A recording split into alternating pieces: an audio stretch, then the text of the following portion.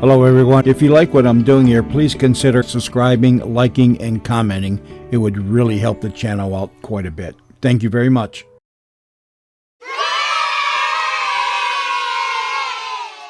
The CBS Radio Mystery Theater presents...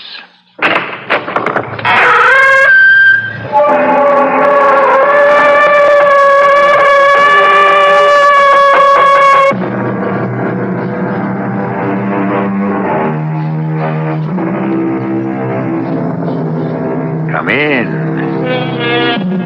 Welcome. I'm E.G. Marshall. I don't know about you, but for myself, I have never shied away from any story which involves coincidence, because real life produces many more outrageous coincidences than the fertile brain of any author can dream up. History teems with them. If Mrs. Grant had not disliked Mrs. Lincoln, the play they would have attended was Aladdin at Grover's Theater, and the president would not have been at Ford's Theater to be assassinated. No sense in belaboring the point. The fact is that coincidence is a fact of life, and the axle of the wheel about which this story revolves. I'll give you 24 hours. You'll have to brief me, prompt me, cover for me. But for those 24 hours, your husband isn't dead. You got a freezer downstairs? Yes? Is it full of food? No. Since we broke up, it's practically empty. Think we can fit your husband's body in there? Yes. Then we better move fast and get rid of him. And that blood-stained rug before the cops arrive.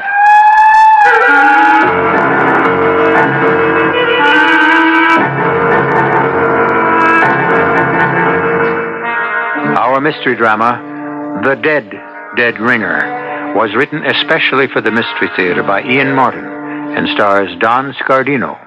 It is sponsored in part by your Singer Sewing Center and Buick Motor Division.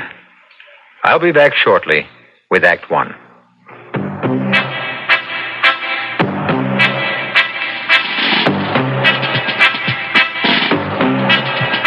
When you say bud, you've said a lot of things nobody else can say.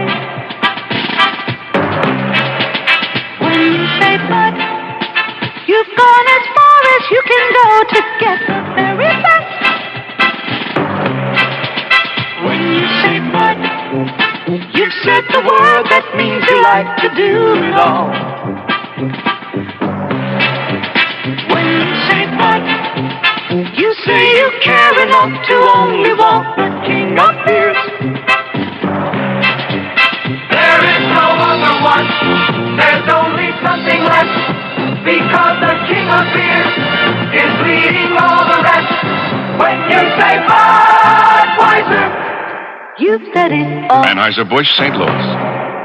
The sun is the best source of light, but it only works days. Now those days are getting shorter and shorter, and you'll have to look for more light and a lot closer to home.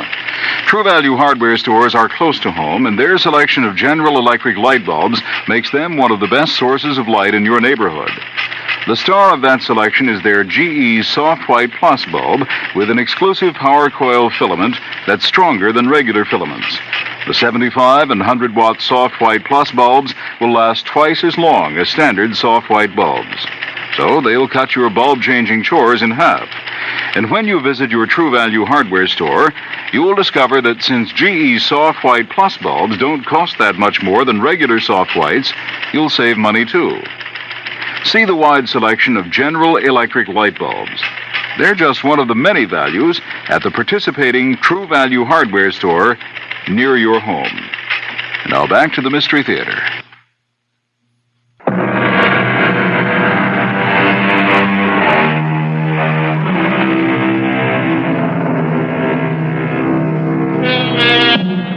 It is said that every snowflake under a microscope has a different pattern. That there is no such thing as a perfect pair of matching diamonds. That each ant differs from his fellow ant. And that, with the exception of identical twins, no two human beings can be born alike. It may be true. You may like to believe that. After all, we like to think of ourselves as individuals. But suppose just suppose that it is not true. Somewhere, every man has a perfect double. Bring them together, the man and his double, and you have the perfect coincidence. Let's start off by meeting Detective Third Grade Bruce Hart. You sent for me, Captain? Yeah, Bruce, come on in. Close the door. Am I on the carpet? No, son, you just had it pulled right out from under you. Sit down. Oh, thank you, sir. I don't want to stretch this out. I feel lousy enough as it is. We got a little something going this stinking year of 1931. It's called the Depression. You may have noticed. Yes, sir, Captain. It's kind of hard to miss. So they're cutting the force. I've been struggling with my quota all day. You mean I'm getting the bounce? My hands are tied. For my money still wet behind the ears, you're the best man I got on my squad. I hate to lose you. Do I turn in my badge and gun right now, sir? No, I got a little assignment to take some of the sting out, if you want to take it. What is it, Captain? Mario Procacci. The Persuader? Yeah, only he ain't doing much persuading now they got him behind bars. Except even in a maximum security prison like Sing Sing, he's still running connections. So he's gonna be moved. Where? The island. Alcatraz? Yeah. Someone's got to see he gets there safe. You want the job? Darn right. I figured it was the least I could do. You'll get travel pay, per diem, and a couple of weeks left over after you make the delivery. No hurry to get back. Take your time. Maybe. Maybe what, sir? Maybe there'll be some changes. Something will open up. Bah, who am I kidding? The whole country's going down the drain. I'll be lucky if I've got a desk to call my own by then. Good luck, son. I was looking forward to a long association with you. You'd have made one hell of a cop.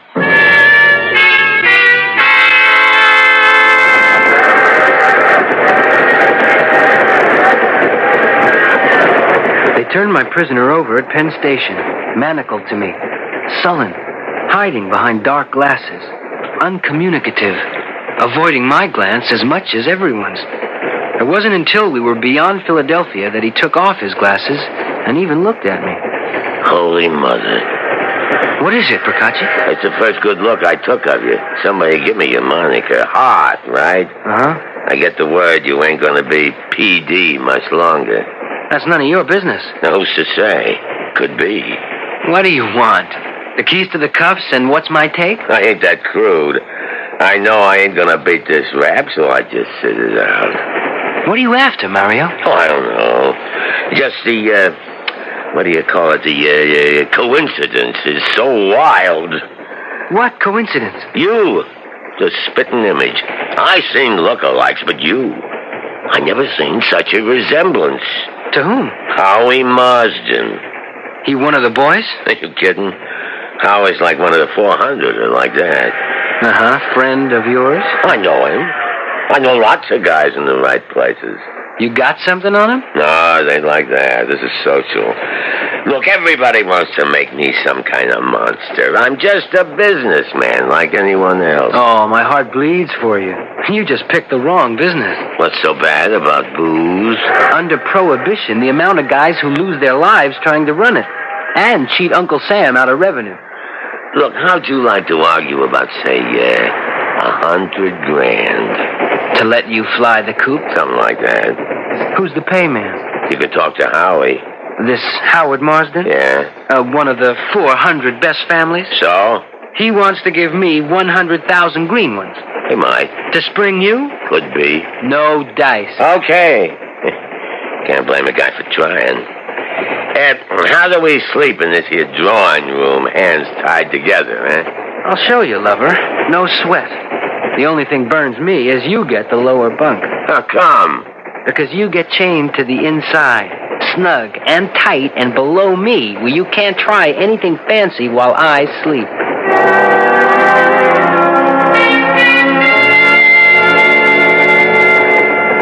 The next day, Mario didn't bring up the subject of Howie Marsden again, except while I read a book I'd be conscious of him studying me out of the corner of his eyes, shaking his head in a sort of wonderment. After dinner that second night, he brought the man's name up out of the blue. I met him back in 27, like. You met who? Howie Marsden. That's funny. I don't see you mingling with the 400. It was on account of my daughter. And she was going to this real ritzy college. Howie was a graduate student in law in the same town. He had the hots for Penny. Your daughter? Yeah, Penelope's the full name. Penelope Price. You see, she thought her father was dead. How come? It's the only kid I ever had. Her mother, God rest her soul, died soon after she was born. I didn't want none of what I was to rub off on my kid. I found me a nice, good, solid family to bring her up. Your daughter? Yeah. It was done to a clean mouthpiece, nice and legal and all. Adopted. But I seen there was plenty of money, and I watched everything happen to her like a hawk. She was my own, wasn't she? You gave her quite a break. No, I didn't. Every guy pulls some bonehead play sooner or later, and the real sucker play that I made was with Howie. How do you figure? He checked out perfect in every way. I knew Penny was nuts about him. I agreed to the marriage, but the one mistake I made was letting him know who I was. Ah, he tried to put the bite on you. Not straight out. He started law practice. I threw a few things his way to help him out. Legit stuff. But this boy may have had a social background a mile long, but come to the long green, he had the shorts. I let him in on a few things, a little over the line. What the devil? He was family. And this way, like I was an old client of his, I could see Penny now and again. And not using my own name. Then what? Suddenly the heat was on. I seen the feds were boxing me in. I had some certain things I wanted put by safe in case I hit the slammer. So Okay, I said enough. I sit here looking at you and forgetting you're a cop. It's my honest, open face. It's the baby faces hang the 00 on you.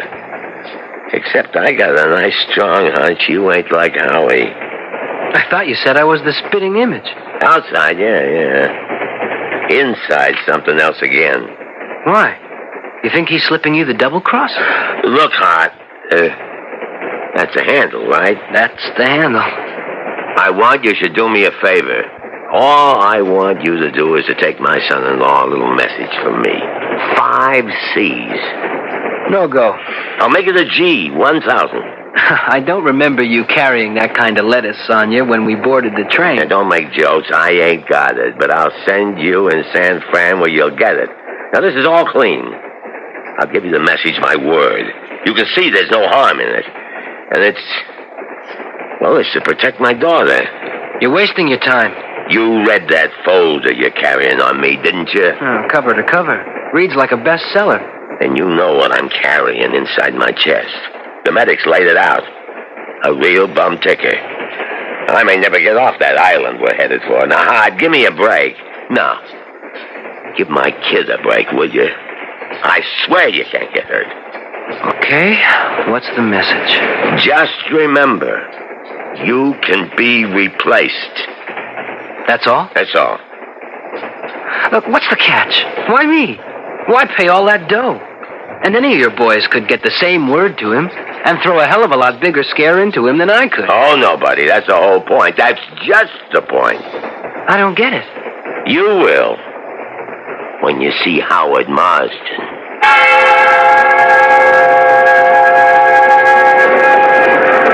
I'm not going to defend it. I thought it over that night and I made up my mind. Who was I going to hurt? And at least I could maybe help out an innocent girl. You could smell this guy Howie was a wrong one, whatever he was trying to pull. I had read that doctor's report, and Mario sure wasn't coming off that island. And it was depression time, and no job, and $1,000 is a lot of dough. Just go there like at dinner time. Ring the bell unannounced. Now, the best way would be to go after dark and kind of keep your hat down and your coat collar up in case it's a maid or Penny who opens the door. If it's them, you ask to see Howie. If he's not there, you'll go back? I'm not so sure I like it. You're using me to put the fear of God into this guy your daughter married because I look like him. I'm not exactly a fool. You're turning the screws on the guy. You got it. Well, does he deserve it? I ain't quite sure. Now, look, kid. There's dough involved. With California property laws like they are, he might even want to risk not sharing it with her if something happened. To me. I don't trust the guy. But you trust me. How come? I spent 3 days tied to your wrist. I may have no education, but I can read character. Train's slowing down. We're almost there. Now, let's put it on the table. I know better than anyone I'm dying. Up the ante all you want, but give me what may be my last chance to protect my kid.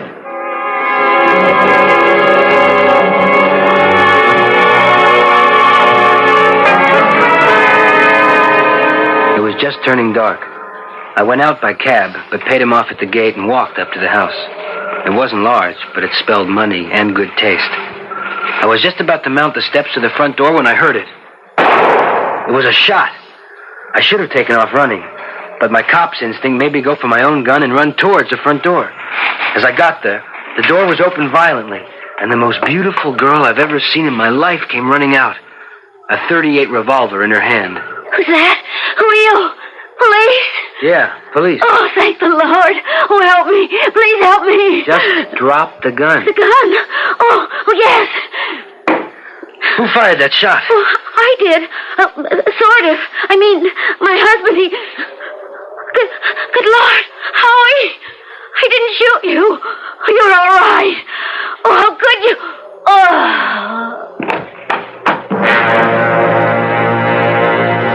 One good look at me, and she passed out. I couldn't blame her once I got inside, because the dead man who was shot and lying on the floor could just as easily have been me. He was more than a spitting image. He was a dead ringer for me.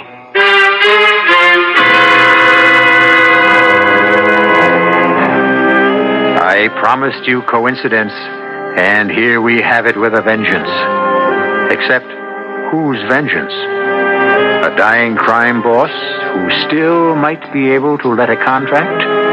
A distracted and unhappy wife? Or a person or persons unknown? The only way to find out is to wait a couple of minutes until I return with Act 2. Isn't it nice to know you're free? To see the thing. Size car? Well, you came to the right place. Buick.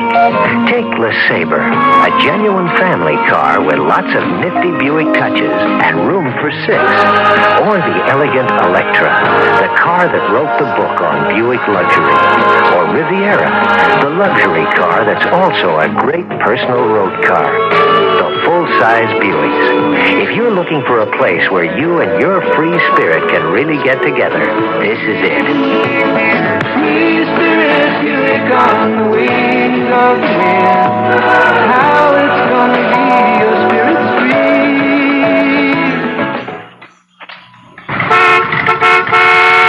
Hey, cut the noise. I hear you. What do you want? I saw your ad in the paper. I have it right here. It says lowest price muffler in town. Right, that's my picture. Say, I look terrific. Well, I need a new muffler. Right, you got the money? Oh, sure. Here it is. Right, here's your muffler.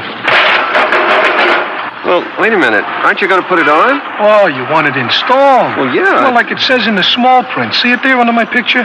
Installation's going to run you a little more. How much more?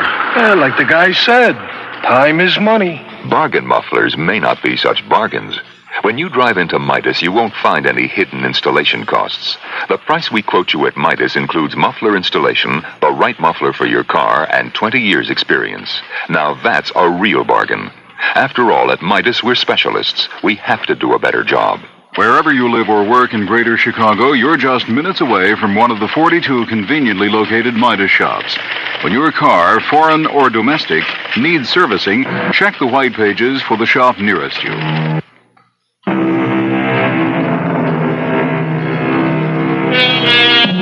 Let me see now. Where were we? Oh, yes. A beautiful young woman with a gun practically still smoking in her hand, not unsurprisingly fainting as she is caught in seeming flight. Particularly since the man who has caught her is, 1, a policeman, and 2, as close in looks to her dead husband as an identical twin. One further note before we turn this story back to the protagonists, or antagonists, as the case may be. The room in which the dead man lies, as indeed we will later discover the whole house, is an utter shambles.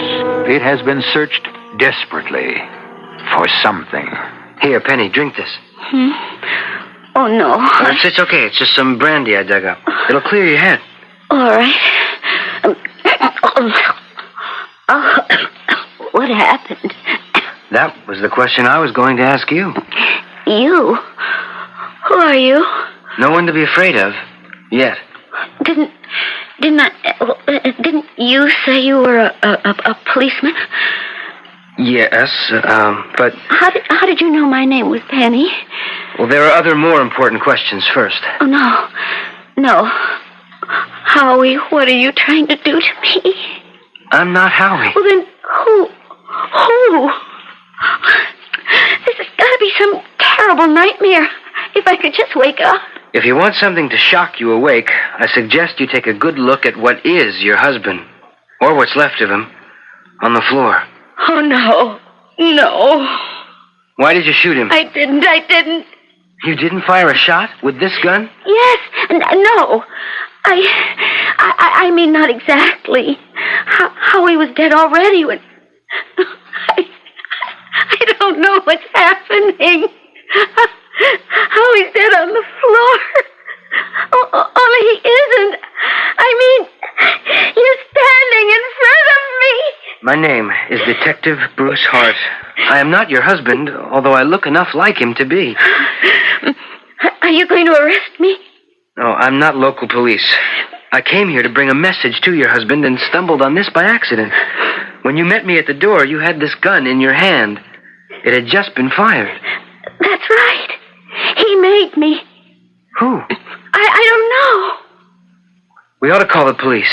Have you called them? No, I haven't had a chance. And how would it look if I did? They'd arrest me for murder, wouldn't they?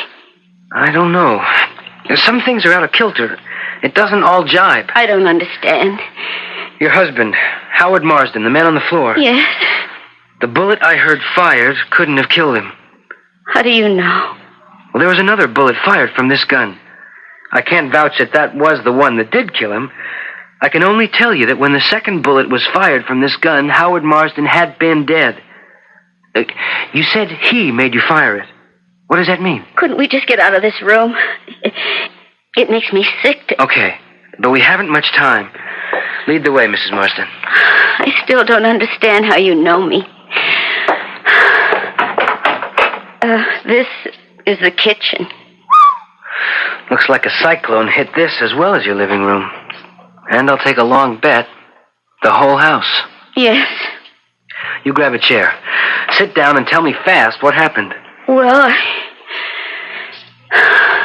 Howard hasn't been living here for quite a while.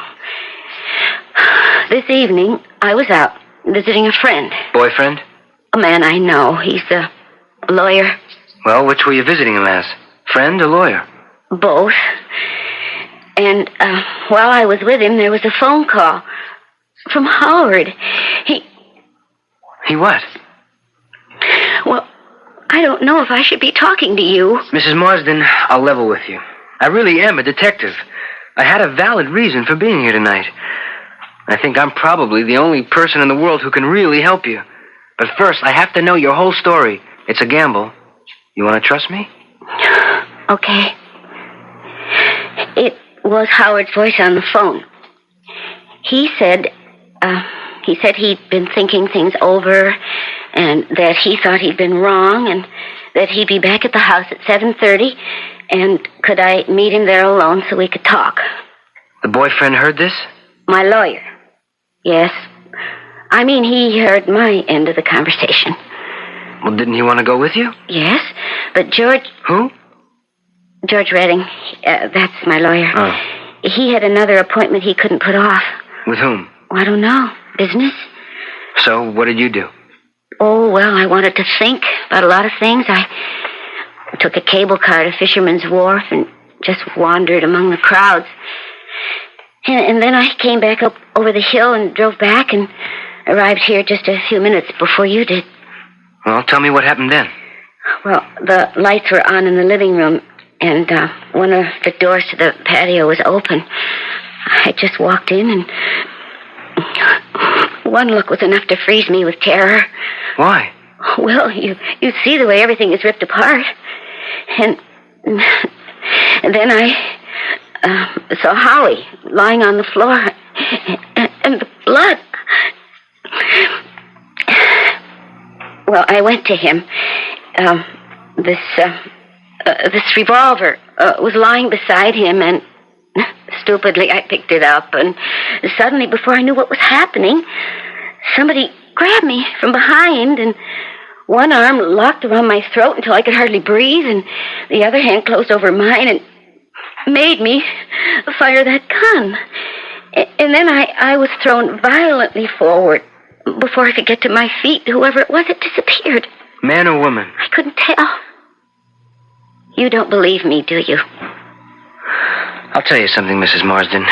My being here is an accident. Count me out for the moment. Either you killed your husband and tore this house apart looking for something, or you were framed, set up. But who would want to... I don't know. But if we want to get you off the hook, we're going to have to move fast. What do you mean? If you're supposed to be caught red-handed, someone must already have called the police. You think I could pass for your husband? Oh, of course. It's hard for me even to look at you and think that Howie is... I mean, if I can't tell the difference, how could anybody else? I'll give you 24 hours. You'll have to brief me, prompt me, cover for me. But for those 24 hours, your husband isn't dead. You got me? You got a freezer downstairs? Yes? Is it full of food? No. Since we broke up, it's practically empty. Think we can fit your husband's body in there? I guess. Okay, then we better move fast and get rid of him and that blood-stained rug before those cops arrive.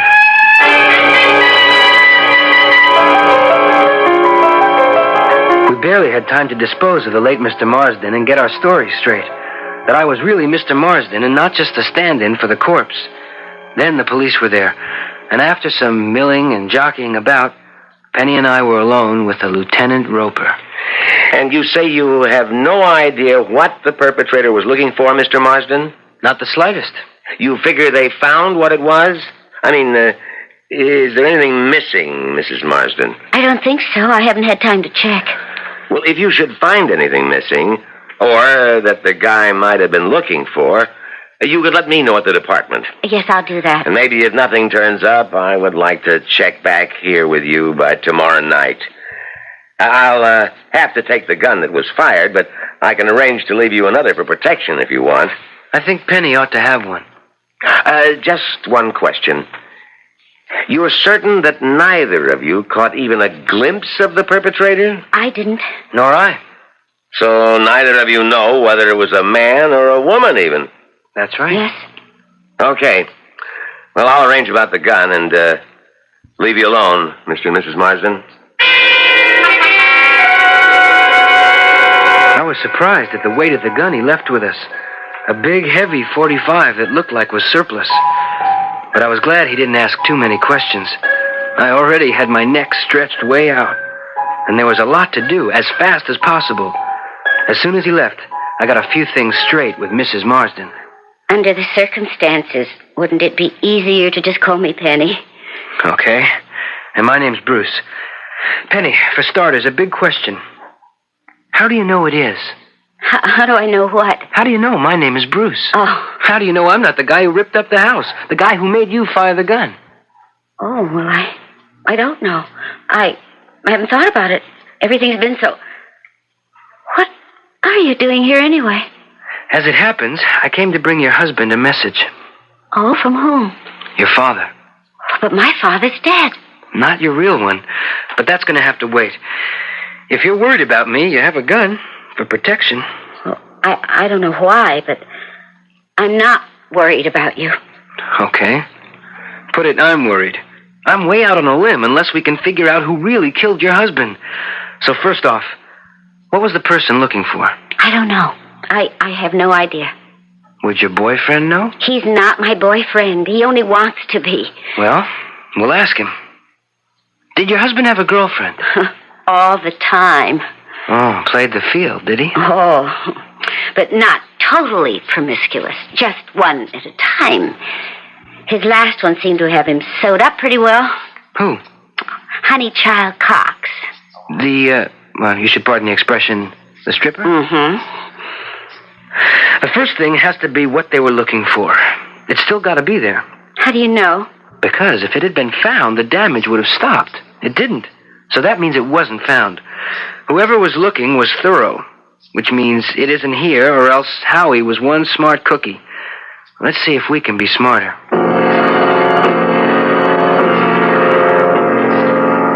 I tried all the trick places, the bottoms of drawers, in back of the styles, between the drawers, under the top of the toilet tank, 1,000 other gimmicky little hiding places people dream up. Finally, the corpse itself. The clothes had been searched, pockets turned outside in, linings ripped out, trouser cuffs torn apart. There was one last final possibility. Bullseye! His left armpit was shaved, and taped underneath it was a safe deposit key, number 2824. I've never seen it before. It's not mine. I wonder, where did your husband bank? First Underwriters. We both have accounts there. Oh, I'm sorry. I am so tired. Well, you have time for, let's see, about a 4-hour nap. We can't do much else but wait until the morning. But 9 o'clock, you and me are going to be waiting for the bank to open up.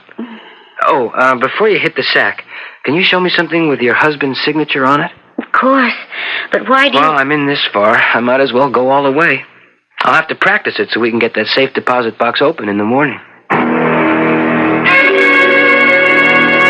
It all went just as easily as if I'd been Howard Marsden himself. Alone in a bank room with Penny, we opened the large box. It contained only 2 things. A sealed letter, addressed to Penny, or to whom this may concern, and dough. Wads of it. In old bills, mostly hundreds, but some packages of thousands. It had to be at least $1 million. I've never seen so much money. Not many of us do. Here, let her open this letter. Oh, I'm too nervous. Why don't you? One, because it definitely says to whom this may concern, but mainly because it's addressed to you. You better check it. See what it is.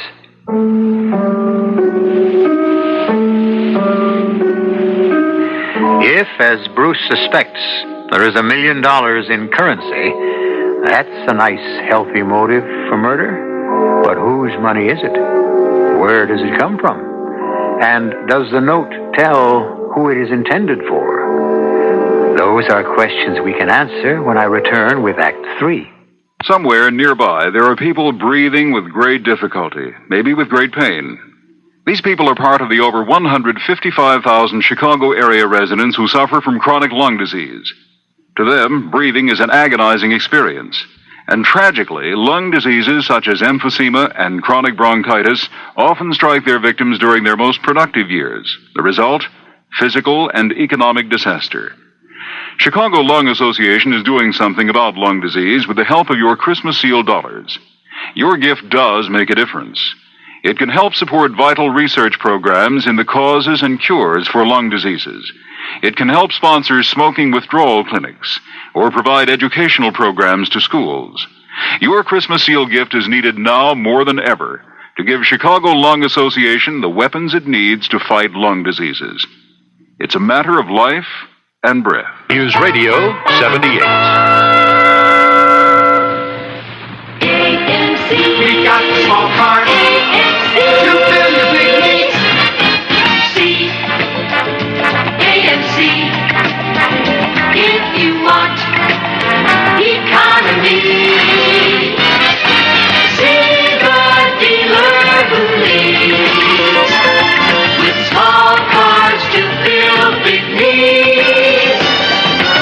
from me, Ed McMahon, the times may demand economy, but who says economy has to be dull? That's why you'll find some pretty sleek styling in the AMC Matadors, along with thoughtful ways to save, such as 6-cylinder engines as standard equipment. The AMC Matador Coupe, Matador Sedan, and Matador Wagon, backed by all the benefits of AMC's exclusive Buyer Protection Plan. See the AMC economy experts at North Shore Motors Limited, 52 South Milwaukee Avenue in Wheeling, and Whiting Motor Sales, 1534 Indianapolis Boulevard in Whiting, Indiana. This is WBBM Chicago.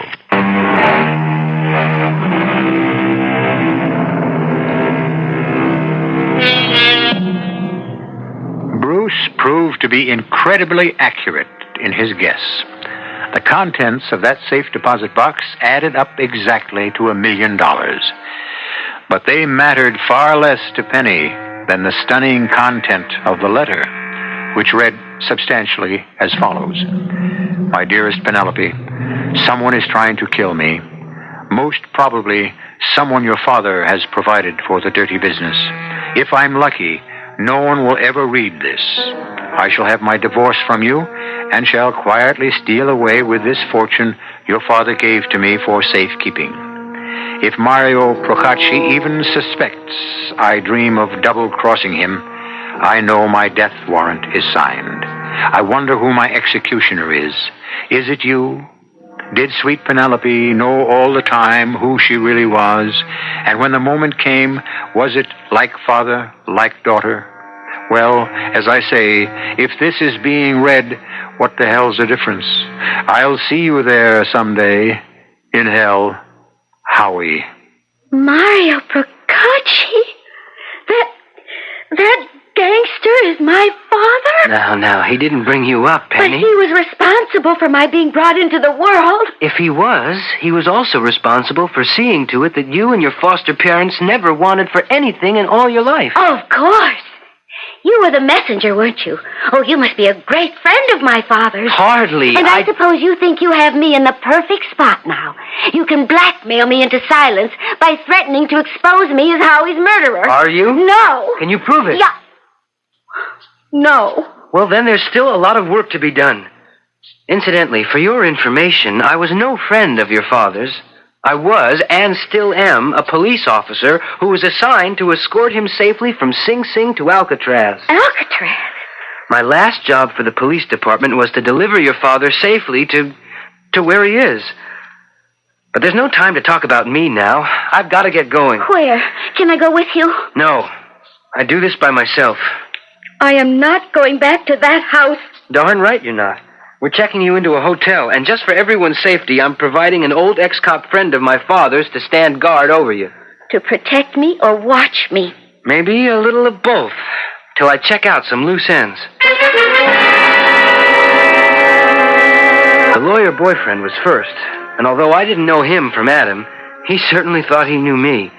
Mr. George Redding, attorney, just as obviously didn't like who he thought I was. Why should I tell you, Howie, where I was between 5:30 and 7:30 last night? You were with my wife last night at 5:30, weren't you? You know darn well I was. You called me here at my office, and I answered. At my office. Note that. So don't think you can start any kind of divorce action on the basis of that. Were you together from 5:30 until she came to meet me at the house? No, I was not. I had business to attend to. We parted after your call. Where did you go? That is none of your business. But I'm going to answer you before you go digging. For your information, during that time, I was doing what Penny was apparently doing, thinking about you and her in the future. I rode all the way out to Monterey and sat looking at the sea, trying to figure out an acceptable or even unacceptable way to get rid of a toad called Howard Marsden. I didn't get back until after 11. I didn't stop to eat or for gas. I didn't see anyone I knew. That's not much of an alibi. I don't need any alibis. I guess you don't, George. If you did, I'm sure you'd have set one up. It wasn't enough to strike George off the list altogether, but my hunch was he wasn't my man. If he was a murderer, he was the best actor I'd ever seen. Because When what would have been a corpse to him walked in unannounced, he hadn't even turned a hair as he greeted me. My greeting from Honeychild Cox was something else again. When she opened her door and grabbed me, she smothered me. She was a big woman, a lot of woman, but she had all the strength of a man. Howie, baby. Oh, my God, sweetie, where you been? Hey, honey, take it easy. When did I ever? Oh, Lordy, it's so good to see I could eat you up. I swear. This poor little southern gal thought some of those rough old boys had gotten to you. Come on in, sugar, come on in. Why didn't you use your key? I forgot it. Well, where you been all the livelong night? I've been fretting myself half to death. You didn't sack up again with that two-bit little wife of yours. No, honey, nothing like that. Well, you just better not have, or honey's liable to pull your ears off. Nobody 2 times me. You think I would? Oh, not with my Vegas connection, sweetie. No, I don't think you'd run out on little old Honeychild while she still wants you, and while you're still into me for all the hard-earned dough I was silly enough to lend you, to keep those iron-nosed boys from breaking my darling's legs. Did you make a deal with your wife to get yourself and me off the hook? Well, I'll tell you, Honeychild. You told me whose brat that skinny little runt was. You promised you could get her to pay off so you could pay me back and get the Vegas bunch off your back. Okay. Did she come through? Oh, sure. Didn't I tell you I could wind her around my little finger? Let the money talk. Well, I will, in a moment. Hey, where were you last night from 5:30 on so that I couldn't reach you? Why? Did you call? Sure, but I couldn't get any answer. Well, that's because I was beat after my last performance. I figured I wouldn't see you till around about midnight, so I took some pills and I slept me practically around the clock. You were all alone? Didn't go out? Baby, would I cheat on you?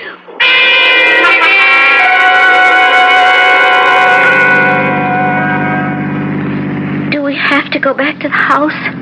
It would look funny if at least one of us wasn't there when Lieutenant whatever his name is... Roper. That's right, anyway, when he checks back. Besides, there's the little matter of your husband's body. Oh, don't, please. The impression I've been getting around is that he was a gambling, cheating Welsher. Are you all that sorry to see him dead? I'm sorry to see anyone dead. Are you, Penny? Or is that just as phony a mask as Honeychild's southern accent? What do you mean? Process of elimination. Your lawyer, George, could have killed Howie. Honeychild could have. I don't think they did. You don't think I did? You were the only logical one left.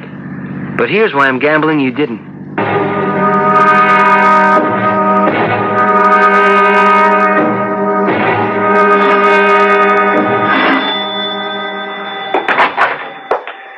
Hi, Mr. Marsden. I said I'd drop back tonight. Yeah, I've been expecting you.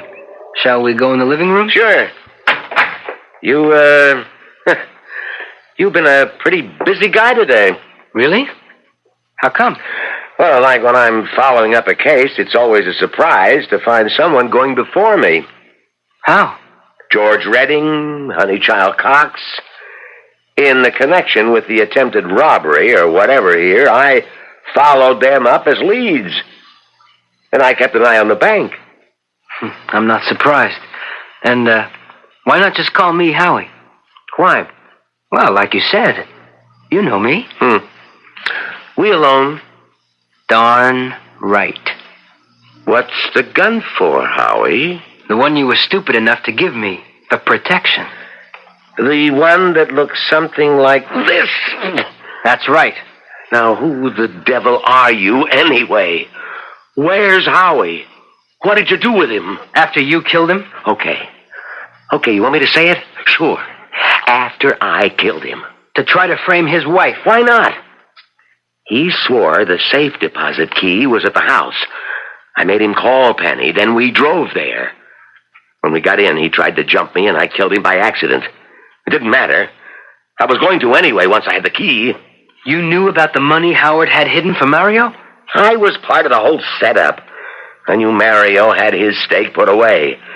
I got overextended. My payoffs were gone with Mario in jail. So I had a ready-made situation to set up a pigeon and get away with murder. That's smart. Only you couldn't find the key. I had you to do that for me. Now, what did you do with Howie? He's in the freezer. No good. It doesn't matter. What do you mean? I can dump Howie's body. And we'll just do it all over again with you doubling for him. The guns are all set up. Yes. But you're not afraid I might fire this one first? You think you stand a chance? It's loaded with blanks. Very clever. Only this time, how do you get Penny's fingerprints on the murder gun as cleverly as you did the last time? I'll figure that out. Well, say goodbye, smart stuff. You're about to take a long ride. This is a gun, Lieutenant, and it doesn't have blanks. Don't even blink, or I fire. And the gun I've been holding has been reloaded. It's just as lethal. 2 to 1. As a payoff cop who always knew the odds, why fight them when they're against you?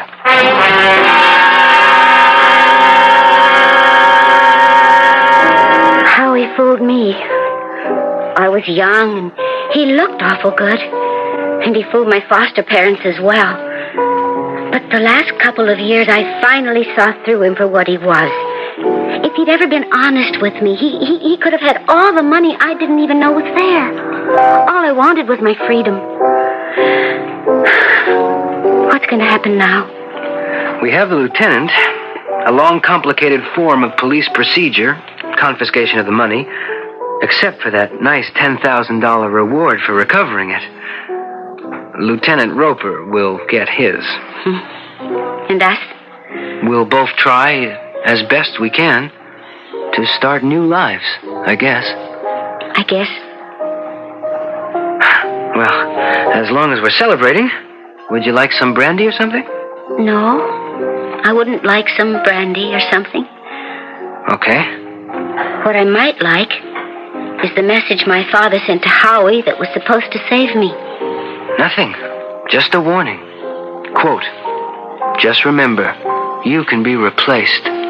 Unquote. That's the exact message. Honest? Sure. Maybe I'm going to have to meet that father of mine someday. Like you said, he made some mistakes, but you didn't figure him all bad. Like how? He said, you can be replaced. That was it. Well, maybe he was smarter than both of us, Bruce. Considering who you are and what you are and all, couldn't he have stumbled on the truth?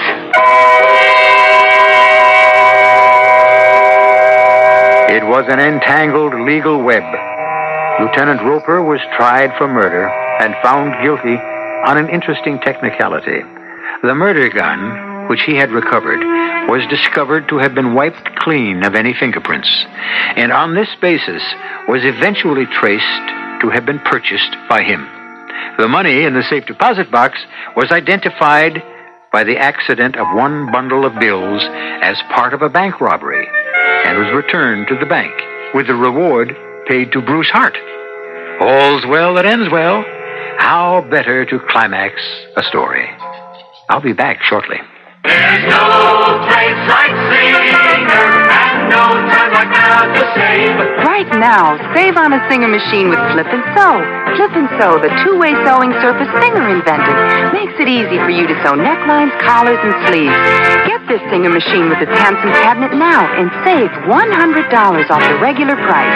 There's no place like Singer, and no time like now to save. They think it's bad, but they do it. They say I mustn't, but they do it. Are they lying to us or to themselves? Well, the next time you light a cigarette, answer the youngsters with the only truth they can believe. Put the cigarette out. Quitting is tough. Lung disease is tougher. Your lung association urges you to quit while you're still ahead. Daddy, Mommy, it's a matter of life and death.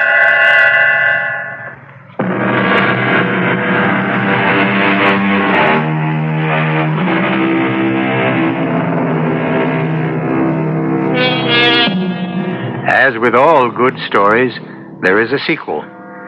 From the reward and his conscientious handling of the case, Bruce Hart did establish a successful and beyond reproach business in a difficult field. Better than that was a happy marriage that eventually took place, joining Penelope and Bruce.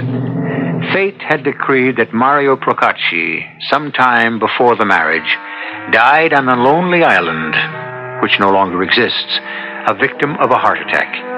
Our cast included Don Scardino, Evie Juster, Leon Janney, and Jackson Beck. The entire production was under the direction of Hyman Brown,